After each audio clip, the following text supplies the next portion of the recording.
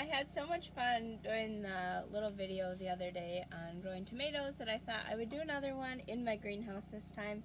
It's a beautiful day. I just cleaned this up in here. It had a lot of chicken bedding left in here because we had our chickens here in the winter. And now that it's too sunny out, we can't keep the birds in here because it's too hot for them. So it's actually perfect because now I can start moving my plants out here. But first I had to make sure that I had got all the old chicken bedding out so that it wasn't smelly or dangerous in here for anyone's health, and put some nice dry straw down, some nice bedding down, and I'm getting it ready to plant. So I'll mostly be just starting my cold hardy things out here, my cold hardy greens, which is what I want to talk about today, and I'll be planting some right in the ground, but mostly I'll be starting just my starts. And I won't move my peppers or my tomatoes and stuff out here for a while because I'm basically zone 5B, zone 5 or zone 4 kind of. Right where I live, it's probably more zone 5, but it's, let's see, what's the date? March 26th. We still have quite a bit of snow.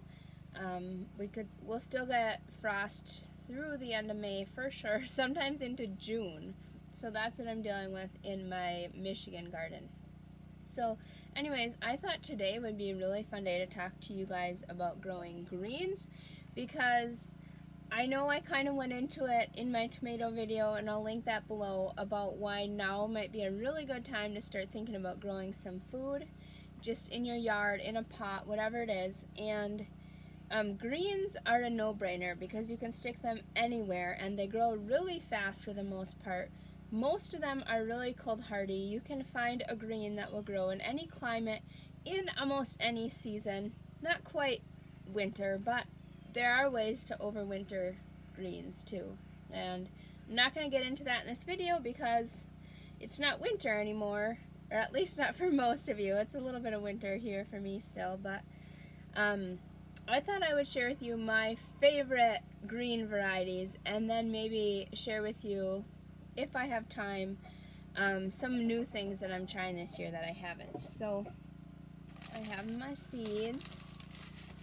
I didn't make a notes or a list or anything. I just kind of thought of doing this spur of the moment. I know I mentioned putting together a video with pepper varieties, but then I thought, you know what, this is a lot more applicable for the times, because most of you might be beyond the point of starting peppers. It's probably not too late, but if you want a fast growing crop, then you really want to think about greens. Okay. So most of these I have tried and had amazing luck with, and that is why they will have a space in my garden every year. And most of these I've not had problems with bugs or anything. So I'll kind of share a little bit about them as I go. So my number one favorite green to grow is kale.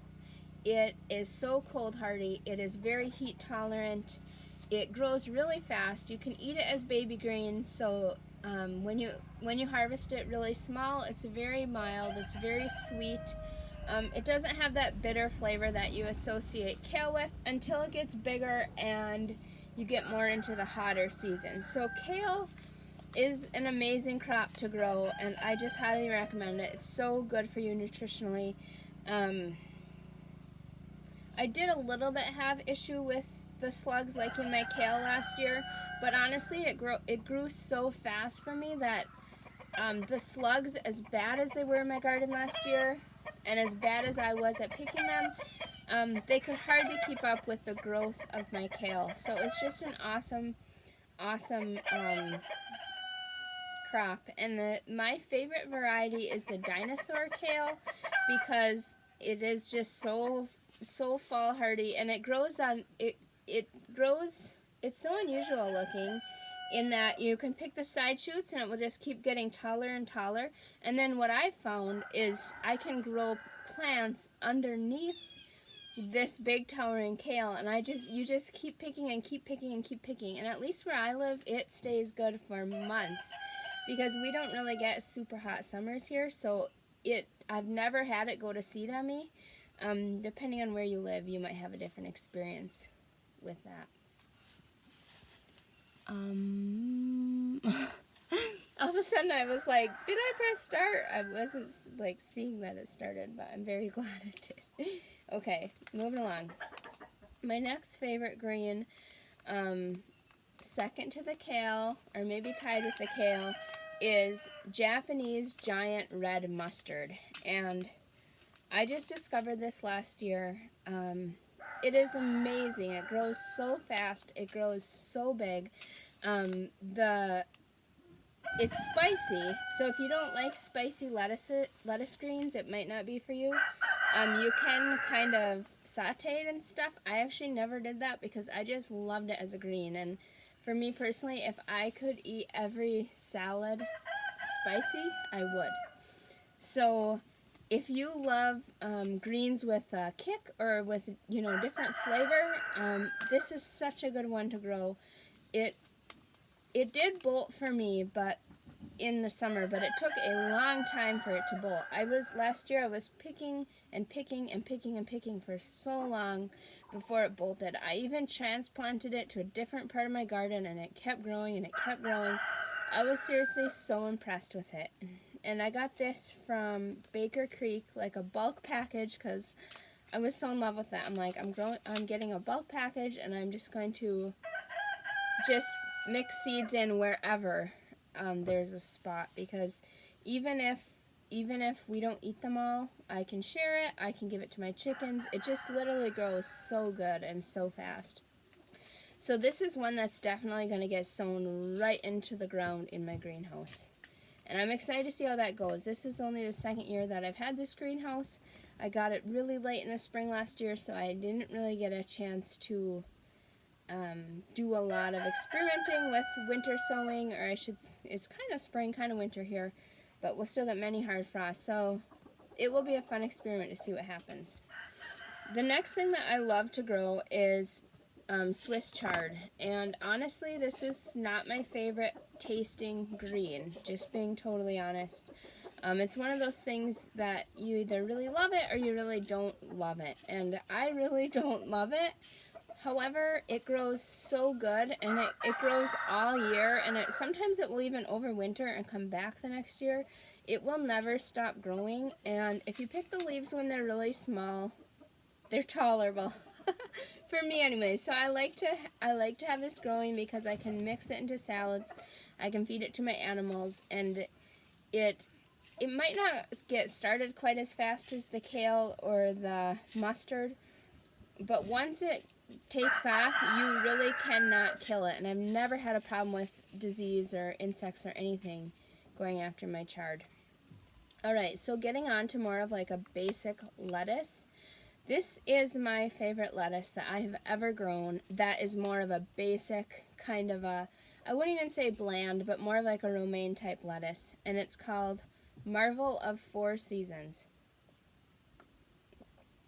It takes a long time for it to bolt. It can tolerate the heat. It can tolerate the cold. It's very pretty.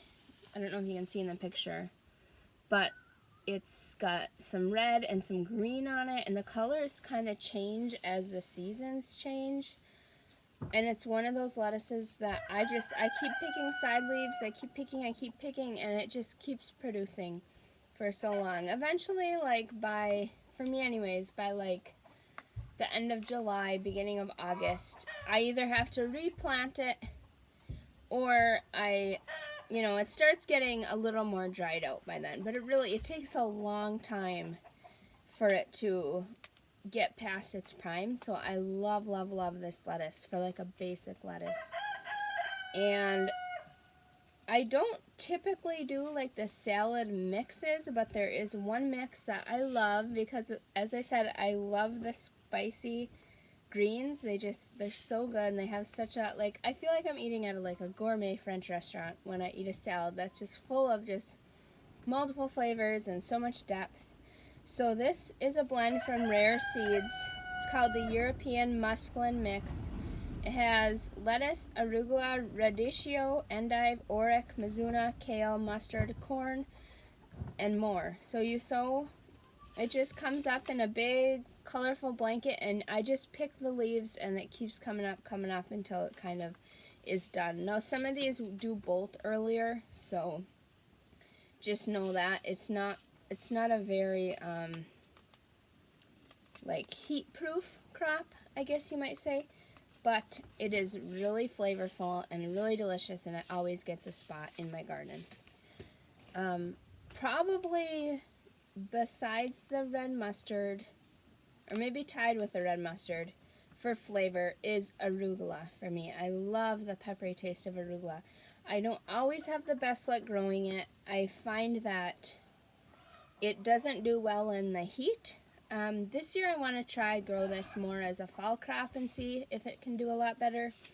The transition here from spring to summer is really fast because often the snow doesn't melt, the ground isn't really workable until May, and then by then it's like heating up enough at times that it's hard on the arugula because it really loves the cool. So I think this year I might try a little bit this spring, but I think I'm going to mainly try grow this in the fall this year.